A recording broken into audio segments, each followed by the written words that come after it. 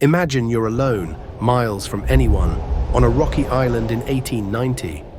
The wind screams, the sea churns, and you're the new keeper of a lighthouse that stood for centuries. You're settling in for your first night, lighting the lamp when you hear it. Knock, knock, knock at the door, 50 feet below. You check. No one's there, but wet footprints lead up the spiral stairs. Toward you. Would you open the door again? This is the story of Elias Kane, the lighthouse keeper who wished he hadn't. Elias Kane wasn't a man who scared easily.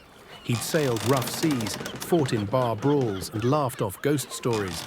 So when he took the job as keeper of Blackthorn Lighthouse off Scotland's jagged coast, he thought it'd be simple. Keep the light burning, guide ships to safety, earn his pay. The locals in the nearby village warned him, though. Never let the light go out, they said, their eyes darting to the sea. She doesn't like it? Elias chuckled. She? He asked. They didn't answer.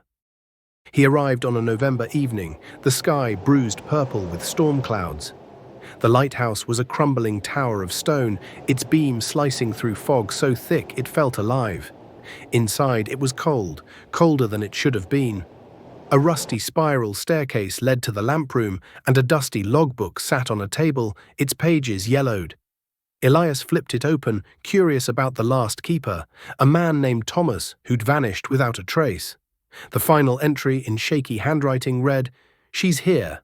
The light won't stop her." What would you think hearing that? A prank? Madness? Elias shrugged it off, lit the lamp, and settled in. But that night, as the storm raged, he heard it. Knock, knock, knock, at the heavy oak door below.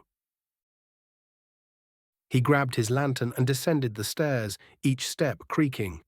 The knocking stopped as he reached the door. He flung it open, nothing but fog and waves, but when he turned back, his heart froze. Wet footprints, small and bare, glistened on the stone floor, leading up the stairs. What would you do? Follow them? Or lock the door and pray? Elias wasn't a coward, but those footprints shook him. He followed them up, lantern trembling in his hand.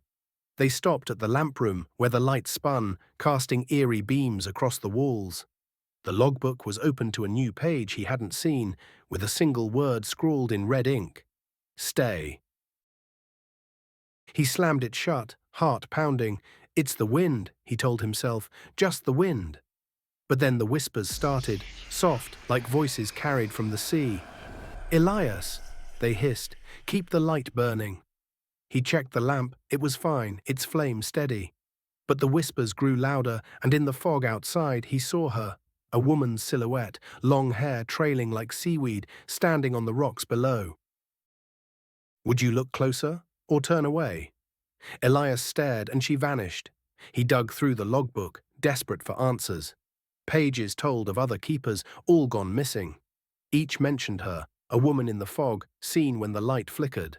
One entry from 1840 was clear. She's Mary, wife of a sailor who drowned when the light failed. She blames us. She comes for us. The knocking returned. Knock, knock, knock. Louder, angrier. Elias barred the door, but it shook like something was slamming against it. He ran to the lamp room, checking the oil, the gears. Everything was perfect. Yet the light dimmed, just for a second, and the whispers screamed, "You failed." Shadows moved in the corners, hands reaching from the walls. Elias stumbled back, knocking over a crate. Inside, he found old letters from Mary's husband, begging the keepers to keep the light on. The last letter ended mid-sentence. She's climbing the stairs. Elias realized the truth. The light wasn't just for ships, it was for her. It kept Mary's ghost at bay, trapped in the fog. But the storm outside worsened, lightning cracking like gunfire. A gust blew through a cracked window, and the lamp's flame flickered. The knocking stopped. Silence was worse. Then from the stairs, a slow, wet slap, slap, slap, footsteps climbing. He grabbed the logbook, searching for a way out. A keeper from 1860 wrote, "Burn the letters. Free her soul." Elias hesitated. Those letters were all that remained of a man's love. Could he destroy them? Could you? The footsteps grew closer, and the lamp flickered again. He had no choice. Elias threw the match, and the letters burned. The air grew heavy, like the sea itself was pressing down. The woman, Mary, stood in the doorway, her dress dripping seawater. "You failed," she whispered, her voice like breaking glass. The lamp sputtered, and the lighthouse shook as if it would collapse. Elias poured every drop of oil into the lamp, praying it would hold. The flames in the bucket died, and Mary screamed, a sound that tore through his skull. The shadows retreated, and the lamp blazed brighter than ever. Mary's form dissolved into the fog, her whispers fading. Elias sank to the floor, gasping. He'd done it. He'd freed her. The light held strong, and the storm calmed.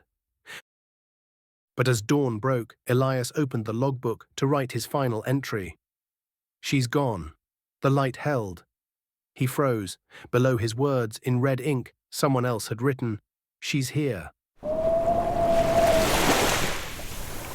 Elias was never seen again.